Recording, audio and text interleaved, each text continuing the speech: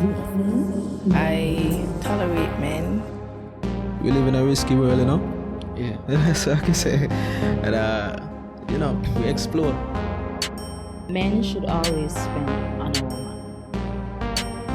Appreciation is a big man. You're like planning to go Punta Cana for summer, to go a little fun, For real? Yeah. I heard that there's a financial institute named Advanced Caribbean that is offering loans. So if you feel like your budget might be a little tight, you could get a loan. It's on Church Street, and I heard that the interest rates are very competitive. Girl, I can go check out Advanced Caribbean right now. See you later. See you, girl.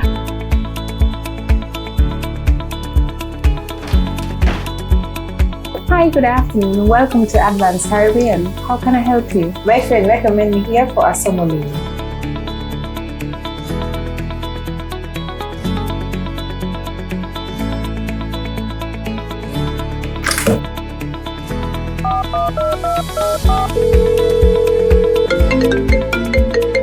Hi, Miss Dyer. This is Miss Ramsey from Advanced Caribbean. That quick?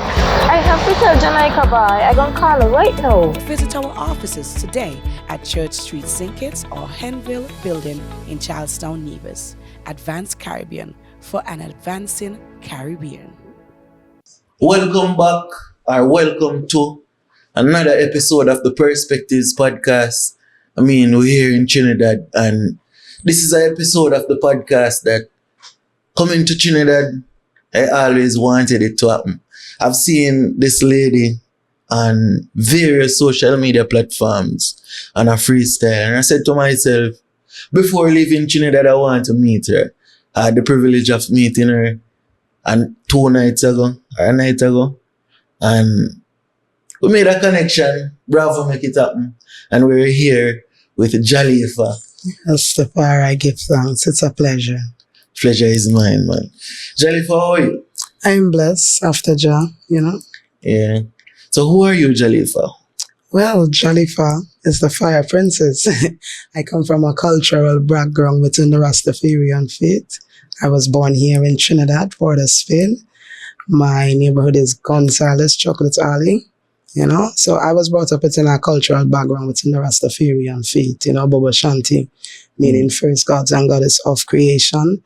And I live an ancient life, even though you see me young here. I'm like an old soul, So I was brought up within a musical family, likewise. Because my father was a DJ, and he was also a Rastafarian leader, within the faith, holding strong from since in teens. And I grew up in an environment of music, reggae music, afterwards dancehall and then hip hop, but I grew up on the roots, reggae vibration, So that is what created Jalifa to be this powerful being that I am today, because of how I live and carry about myself. And I want to project what my lifestyle within my music, because my music come from So when you hear Jalifa, it's just fire. The fire order I deal with. Right. Now, let's go back. Let's go back to childhood. Okay. What's your childhood like growing up in Trinidad? Well, it was always a Rastafarian, right? Yes. Right. So what is since the womb? Right. Now, what is the childhood or the upbringing of a Rastafarian female in Trinidad? Well, to me as a youth growing up, because I'm not like everyone else. I live a type of way. I never been to school. I was homeschooled. So I never really was out there trying to make friends. I had friends because it's a big family, I'm 7 out of, 9. So we just grew up a normal life like everyone else. I do things or others might do, the way how I might eat or carry about myself, but after that, everything was just natural to me, just growing up as a youth, within the faith. So at what age or at what point did you discover music? Well, your musical talent. I want to take it as a profession. No, just the fact that Jalifa has a talent. Well, since I was 7, I was like a mad one. I'm always with a pencil in my hand, trying to put on a show, because we had some bunks in our yard, and I will use the bunk as stage. And I'll call all my family and their friends, and I'll have a pencil, I'll start singing. I think it was just something natural to me, because, my father used to MC, you know, and my elder brother, which is Abashanti, and my next elder brother, Tesfa. And every time them I MC and them I play music, I'm always there, you know, and they'll always give me the mic, you know, so I was just, you know, gravitating towards it because of them, you know. And then when I started to get old and started understanding more, because my elder brother, Abashanti, him always wanted to do music, and, you know, as it has him career and stuff like that. So I just follow that, you know, and I want to be just like him. You know, and after that, I pick it up on myself. Him taught I how to write and stuff like that, because I have the voice, you know, but the penmanship, I didn't have that, you know. So him taught me all these things. Yeah. And at what point now did you decide, hey, music is the profession I'm going into? That was in 2010.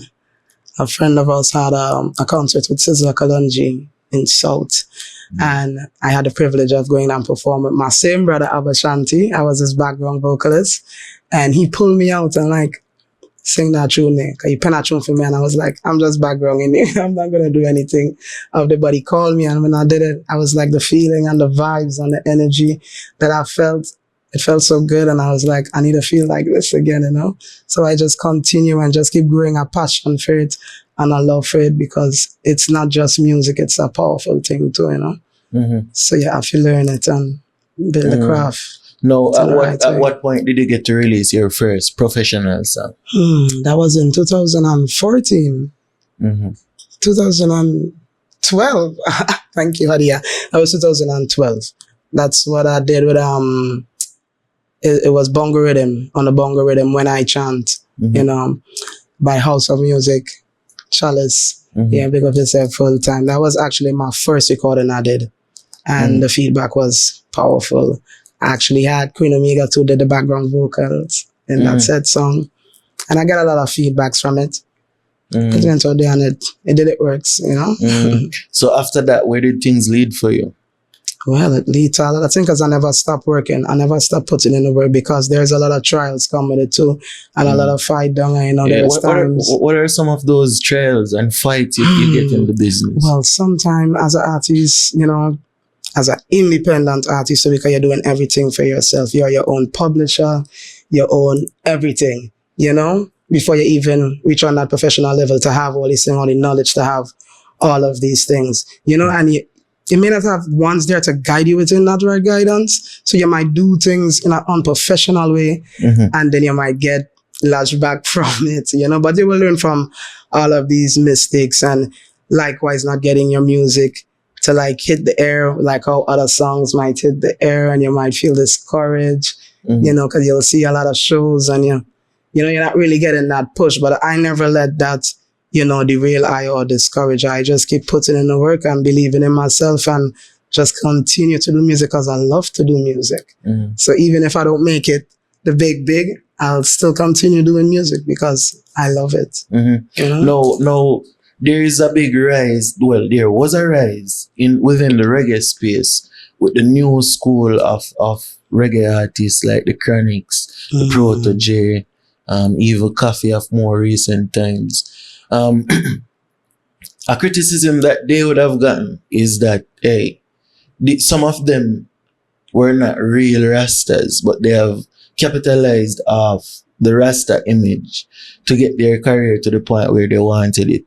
And now it's basically like, hey, I'm here now. So them kind of put certain things aside, and you see where the reggae music is at a different stage right now. What's your comment on that? Well, actually, I doesn't really want to judge people, because some people, you know, a lot of things right now are real sensitive.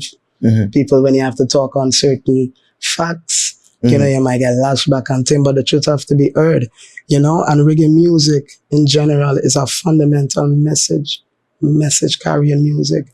You know, we speak of divine words and divine ways of life, you know. And for you to like be singing it and not practicing it, where is the strength in that? You know, where is the power in that? You know, you have to practice what you preach. You know, that's why I say I take music very seriously. what you hear I sing in all of my music, it could be hip hop, it could be dancehall, it could be reggae. Still foundation, still liberty, because that is what I stand for. You know, and that is what I know reggae music stand for, as a voice for the people, you know, who don't have a voice, and a voice for God people. You know, so that's a God music. Right, you know? right. Now, listening to you sing live and even over the record, you remind me a lot of younger days, Queen Africa. What are some of your musical inspirations? Well, first and foremost, Sister Nancy, because every time my daddy would give me the mic when I'm MC, I'm always like, let me say one thing, like if it's my song and I'm singing it like that's mine, and like that was the first track I actually was into. And then when I grew older, I started check out other artists like Lauryn Hill, you know, Sizzla Kalonji. Well, he's my main, Sizzla Kalonji, Turbulence, you know, well, Burning Spear and Ras Michael and all these great ones, Caperton, Anthony B. The list is long, you know. A lot of them inspire I in so many ways, you know. And I feel that is what have I within this kind of way, and I burn this fire because that is what I know from where the thing sprung from, you know, word, sound, and power, you know, righteousness, you know. So I just want to keep it that way and preserve it just the way it was originated, you know, and show that respect to the culture and where it sprung from. You know? I've had the privilege of watching you perform live for the first time on the weekend, as I say, and I feel like you have a power, like you have an energy, like even with your voice, like you have a presence as it relates to the music. And one of the things that I hear you highlight is the third eye, and the fact that the system is suppressing marijuana because it basically activates that third eye. What is the third eye to you? Well, the third eye have a lot of meaning because naturally the third eye is just a symbolic meaning for it. Its original name is the pineal gland, right? And the reason why they call it the pineal, because it's shaped like a pine cone, right? Which is in the center of your brain. That is for the wake and sleep cycle that the brain go through.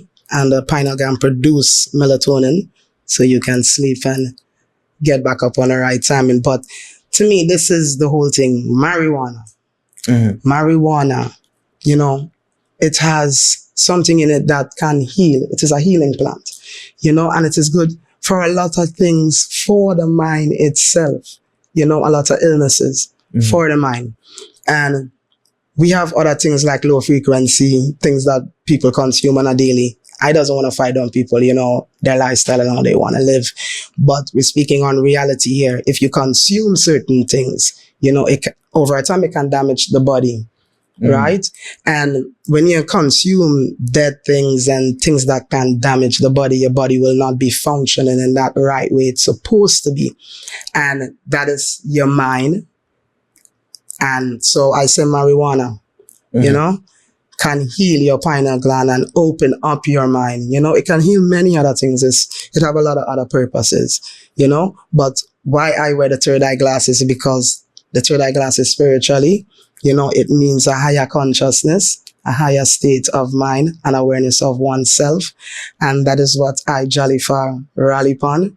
So when you see I with the third eye glasses, you know what level me dip on, what frequency me a rally upon, you know, which is righteousness, high frequency, no negative. So how do you keep your spirit negative? How do you keep your spirit positive and clear though?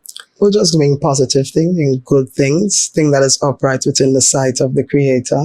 Because within each of us, we're God's children, and His laws and His words is written in our hearts, you know, it's embedded in our hearts, you know, and it takes time for ones to rediscover. Because I will tell someone I go this when I can't force someone else to be like, you should do this, you should know the right thing to do. Everything take a time and everything is all within. So you just have to look within yourself and just focus on doing what you feel is good and what is righteous, not what is good, what is righteous, you know? It's a high morals, a divine morals, you know? So currently in Trinidad, we see where the society is in a terrible state as it relates to the violence and the music. What's your message to the youths of Trinidad? Well, there is so much going on, not just in Trinidad, but all over the world, but we're talking about Trinidad. We've been warning people from over the years through music, through many ways, through art, to bring forth peace and love and look what's going on, more killing, all kind of things are happening, so to myself, I want half a start within them home first, within themselves first, because I could carry you by the spring and tell you, yo, that water, go drink it. But if you don't want to drink that water, I can't force you to drink that water. You have to want to drink that water for yourself, and to me, each and everyone have to play a part in making a betterment for each and everyone, So I'm not going to point fingers and say this and that and stuff like that. Each and everyone is responsible for the betterment of all humanity. And we need to understand that, because if we keep going in this cycle, it come like we're not learning anything, because nothing is new under just sun, and if we keep repeating these mistakes, we're going to get the same results. So we have to choose another plan. Let's choose a good plan and see the results of it and not the same one. So I believe that the only way that change could happen is if our one start from it in our oneself. Do the right thing. Don't wait for someone else to do it. Be the difference you want to see, Yes, I. And as it relates to your music now, do you feel like you get the credit you deserve or for all your contributions to the music? Because I read your bio and some of the performances, some of the accolades you have, it's impressive. So do you feel like you're appreciated enough? Well, naturally, a prophet don't get honor in them own country, Naturally, that's just how it is, But I never let that discourage me. I get a lot of love from my people in Trinidad, especially my ghetto people. I know a few big lions, but more from my ghetto people and more from my immediate family, But not everyone might like Jalifa, You have to leave room for all that, But I give thanks for the few that show that love and encouragement to continue to do what I do. I don't really study the OPP, other people problem. Yeah. So now social media is a big thing where everybody is using it to get their music to that next level. Are you really active on the socials? Well, socials is where I do everything, because I never travel a lot, as you could see.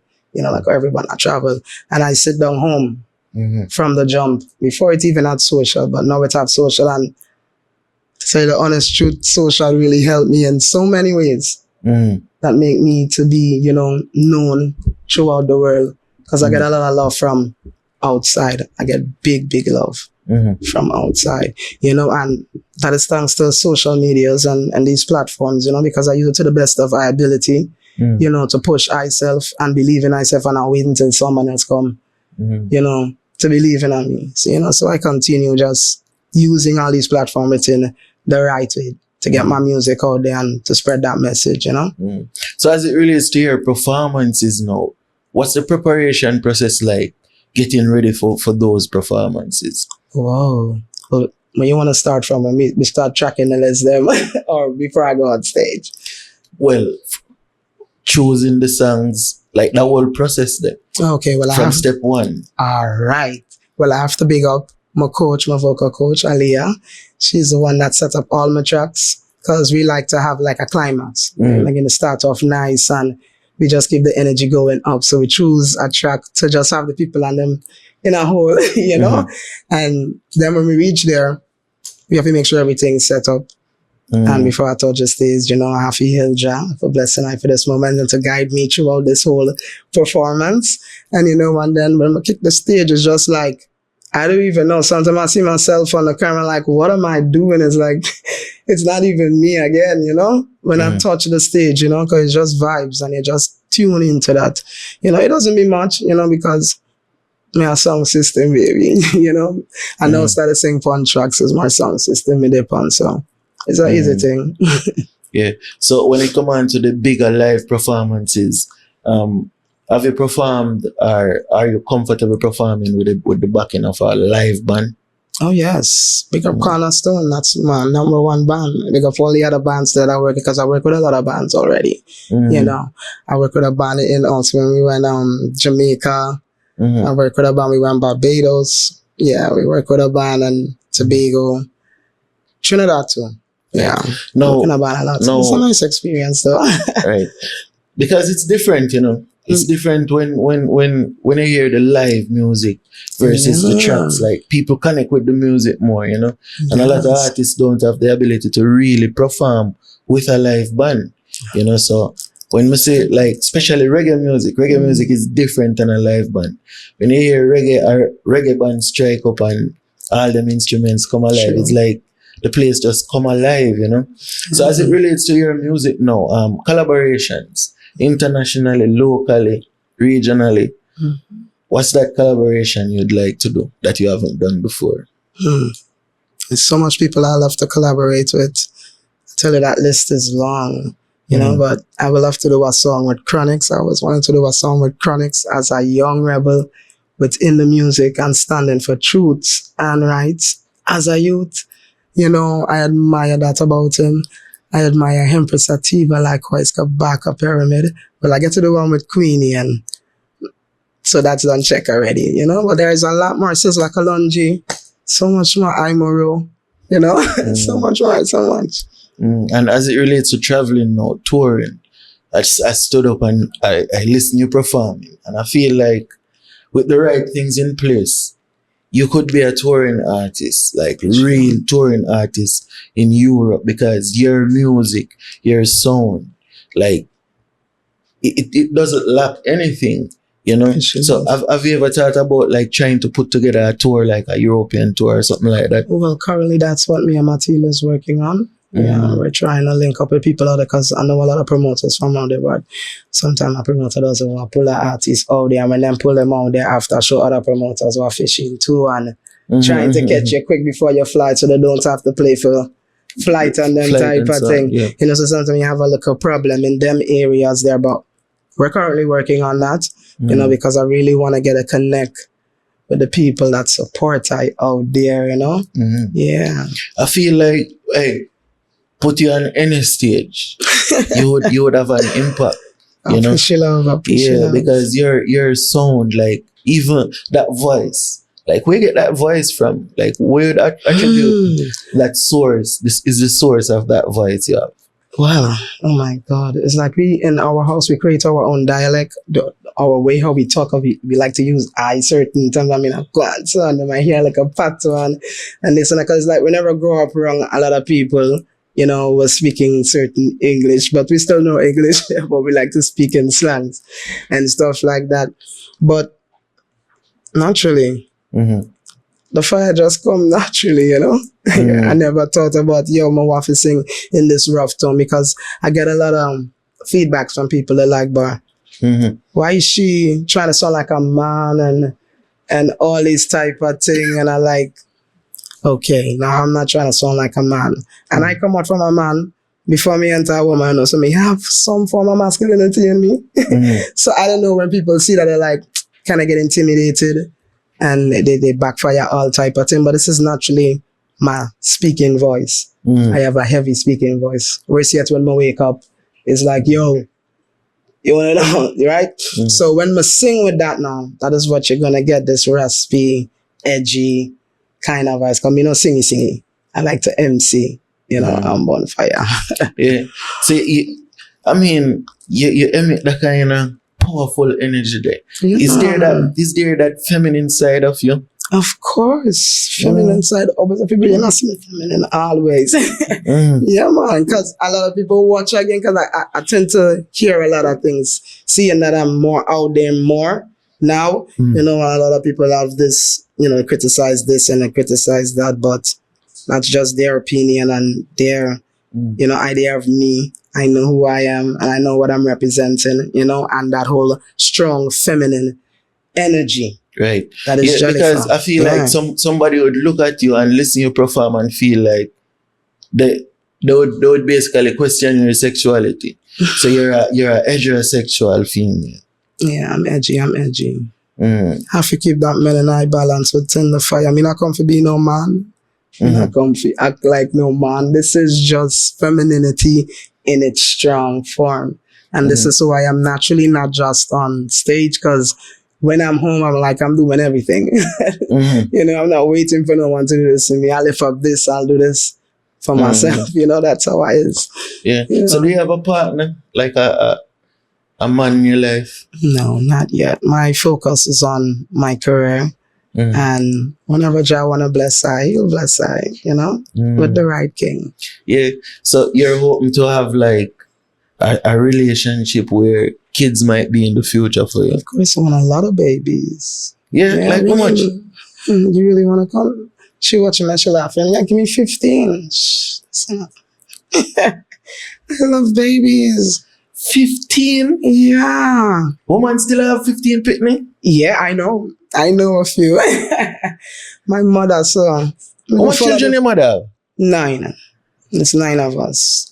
And I'm the 7th. She alive, right? Yes. God bless Strong mommy. and nice. And she was there at the awards. She was there. To the what? Yeah. She was like a full dashiki suit. Okay. Strong woman, you know. Yeah. Yeah. 9 children and you want to have 15? I'm the 7th. Yeah, of course. Come on, man. What's wrong with that? So how you gonna balance them 15 children when you with the music? John, no, I will find a way. There's always a way. There's always a way. And John know how am I do it for me. You know, he will never give me what me can carry. So that's just my mind. John know best. Wow. Yeah. Life have to come, you know. We can't kill life. We have to bring forth life, you know. That's why the both of us here, you know. Yeah, that's the vision. Wow. Now, speaking about the Pan-Africanist side, because Pan-Africanism is a big part of Rastafarianism. Indeed. Do you aspire to get back to Africa?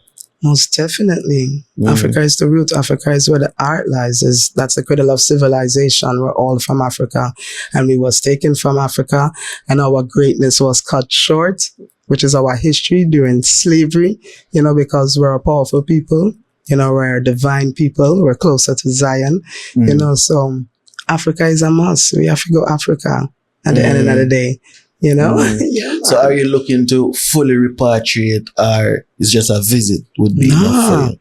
At a time will come, we have to fully repatriate. Everyone have to find back them own vine and fig tree. You know? Everyone have to find back them home and Africa is mine. So eventually a time will come, I'll have to resign to my home. You know? Now, what can we expect from Jalifa going forward? Oh, so much more. So I'm going to give you a latest scoop. So I'm currently working on my first album. And Canterbury is actually the first track from off of it. You know, so you can look. Piece of that song there. Okay. I feel like I want to hear you sing live here. Give me some water. Yeah, but that's actually. Get her some water. You got water in the fridge. That's actually the first track. And we're working on the next track and we're going to release it soon. So look out for a new video. A song from Jalifa. I also got some other projects too with various productions, you know, from Germany and, you know, France and Italy. So you can look out from Trinidad likewise and Jamaica, because I'm putting in a lot of work.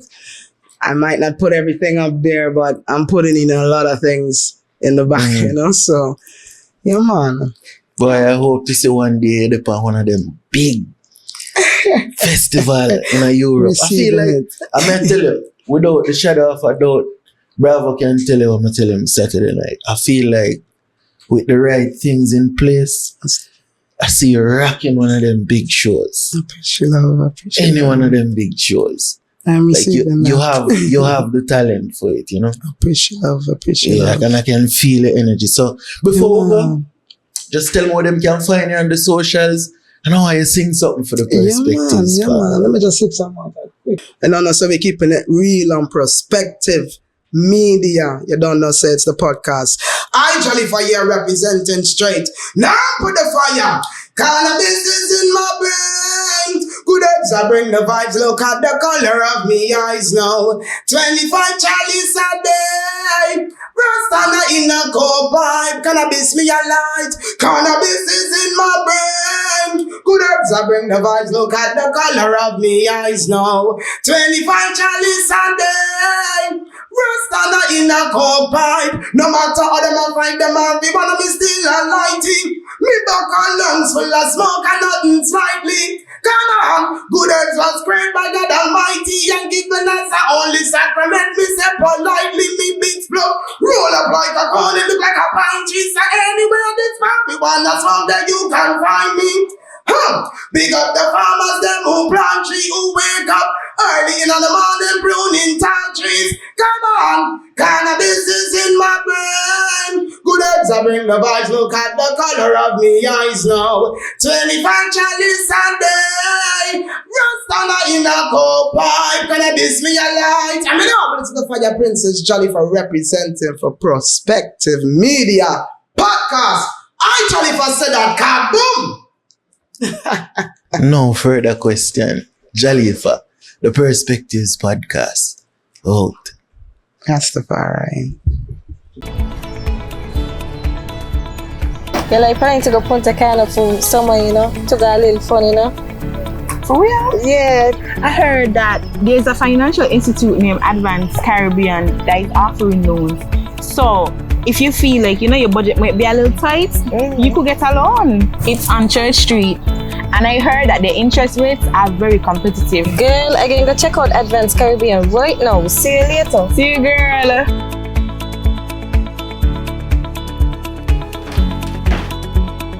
Hi, good afternoon. Welcome to Advanced Caribbean. How can I help you? My friend recommended me here for a summer loan.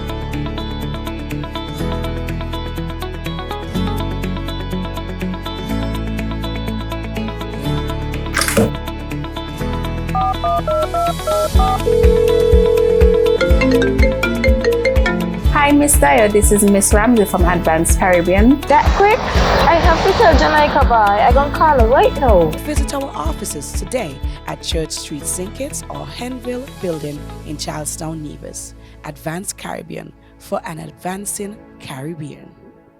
Hoy, and I said nobody now believe it. Well, if they me say I me I beat it. Me and the pastor, me not go preach it to how we all it down. Yeah, man, it's Dejour, and I mean giving you a different perspective on Perspectives Media. Easy.